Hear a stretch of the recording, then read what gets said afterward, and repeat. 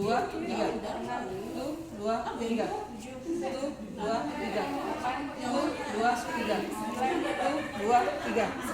Satu, dua, tiga. Satu, dua, tiga. Satu, dua, tiga. Satu, dua, tiga. Satu, dua, tiga. Ya, mantap. Pas.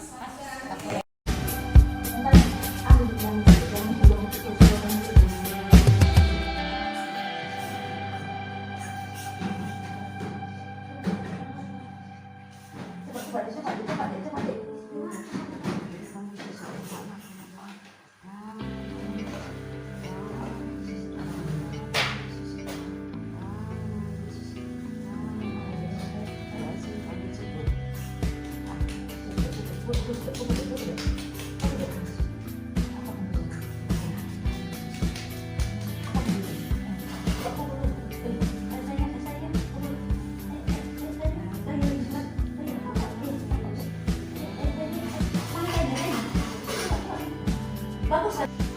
Tenang ya, Dek. Tenang ya, Dek.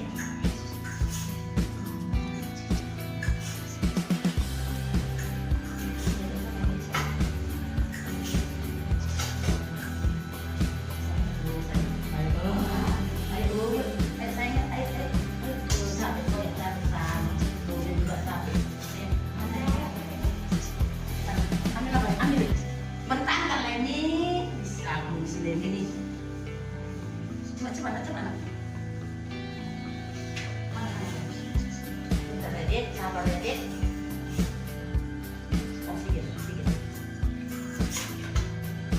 Tarik.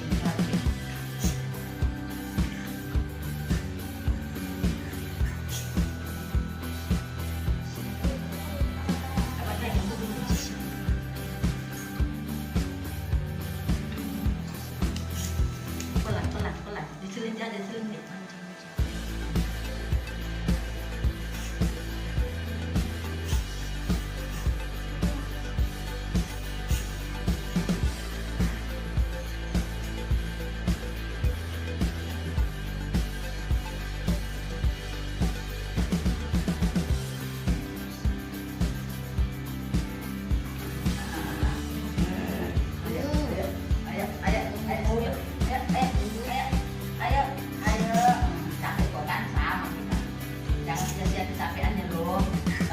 Loh, ayo nangis ya. Ayo.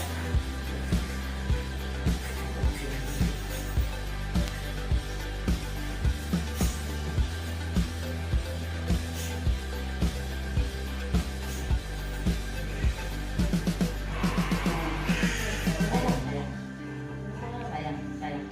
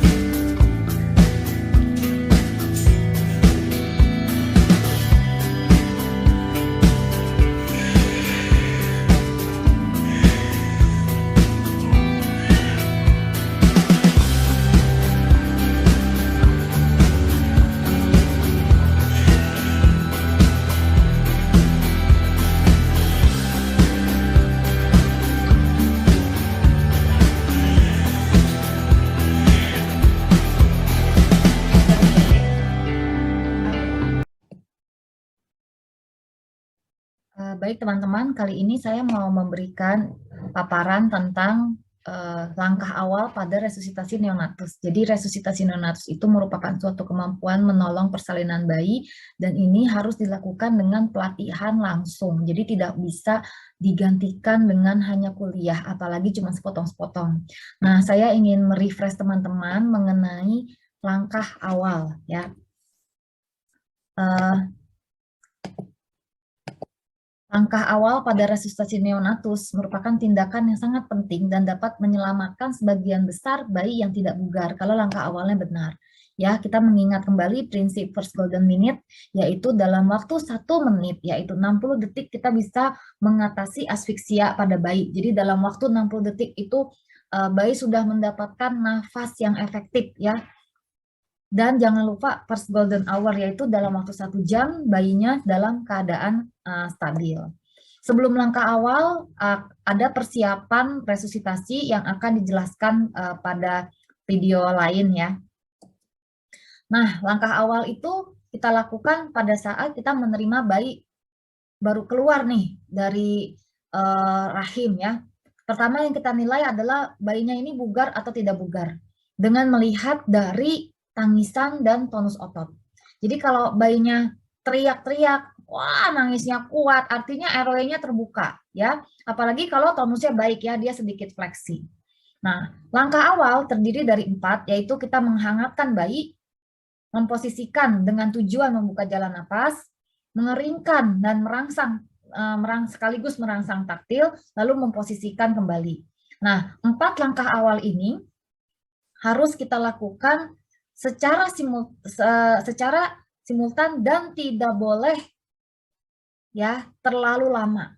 Nah, jadi langkah awal harus segera dilakukan 4-4-nya dan ini sebelum harus dilakukan dalam waktu secepat mungkin. Apa yang terjadi pada saat kita terima bayi, kita hangatkan, kita taruh di infant warmer ya. Kemudian kita posisikan dengan posisi menghidu. Kalau bayinya bugar, artinya jalan napasnya terbuka karena dia menangis. Kalau dia tidak menangis, dia bayinya keplek, kita bersihkan dulu jalan napasnya dengan melakukan suction ya. Suction tidak dilakukan rutin, hanya pada bayi yang tidak bugar. Kemudian kita sambil keringkan, ini juga untuk termoregulasi, dan sambil kita gosok ya, kita gosok tuh sambil mengeringkan dan merangsang taktil untuk merangsang adanya usaha napas. Setelah itu kita posisikan kembali dan kita nilai ya. Nah, ini saya mau kasih lihat contoh dari 4 urutan tersebut. Ini bayinya bugar ceritanya, tidak usah isap lendir. Yang pertama, taruh di infant warmer, hangatkan, taruh di infant warmer, bungkus dengan kain kering, posisikan, kemudian setelah diposisikan, dilap ya, sambil dikeringkan, digosok punggungnya. Nah, sambil kering dirangsang taktil, kepalanya tadi juga diusap-usap supaya tidak basah ya. Nah, biasanya bayinya nangis nih yang tadinya biru, keplek. Nah ya, kainnya harus diganti karena kain yang tadi bekas ngelap basah ya. Cairan ketuban, kemudian kemungkinan juga terpaparan darah. Lalu dilakukan penggantian kain, setelah itu diposisikan kembali. Nah, ini langkah awalnya selesai ya. Dan dinilai. Nah, dilihat usaha napas, kemudian nilai, kan ada sirkulasi ya. Yang penolong kan harusnya 3. Jadi dilakukan nilai usaha napas dan denyut jantung.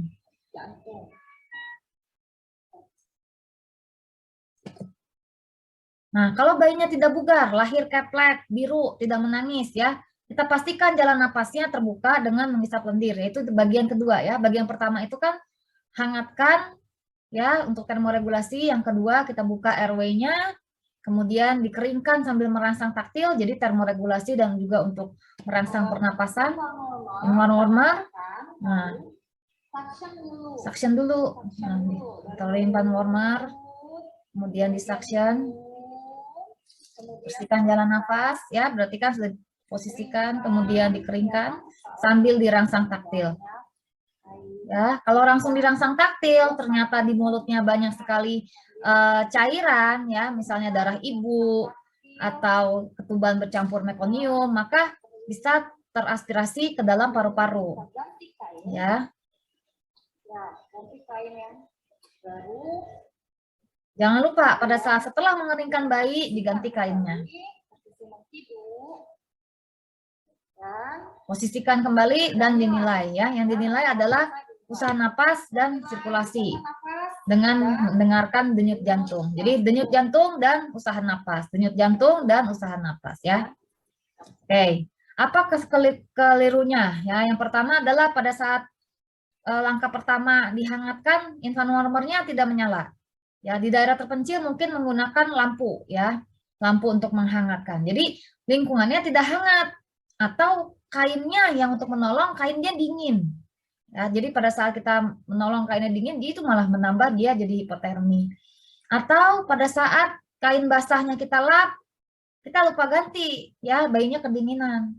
Atau bayi bugar sibuk di suction, padahal tidak perlu, bisa merangsang refleks vagal, ya, bisa depresi napas, kemudian bisa juga trauma, ya, kalau dengan suction yang terlalu nafsu gitu suctionnya. Dan ingat, pada bayi di bawah 1.500 gram atau perkiraan usia gestasi kurang dari 32 minggu, jangan gosok-gosok seperti video tadi, ya, langsung dimasukkan plastik, pakaikan topi, dan tidak perlu dilap-lap sampai kering, ya, itu akan menambah waktu paparan dia terhadap udara luar dan akhirnya jadi hipotermi.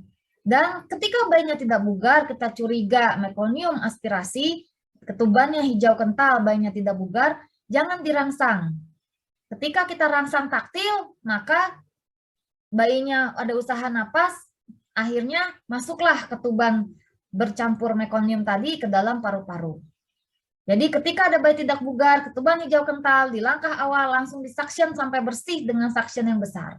Apabila bisa melakukan intubasi laringoskop dalam kurang dari 30 detik, maka silakan penolong melakukan hisap lendir melalui laringoskop. Ya, jika tidak ahli, suctionlah sampai bersih dengan kateter besar. Lalu setelah itu baru dilakukan langkah awal, dirangsang. Apabila ada usaha napas, maka mulutnya sudah bersih, tidak ada risiko aspirasi.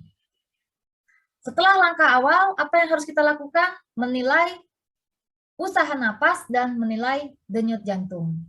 Ya. Kalau denyut jantungnya jelek, di bawah 100 di VTP, di bawah 60 dilakukan pompa jantung. Ya, untuk airway breathing akan ada 3 jalur. Apakah dia perlu VTP, apakah dia perlu CPAP, atau dia hanya perlu untuk stabilisasi.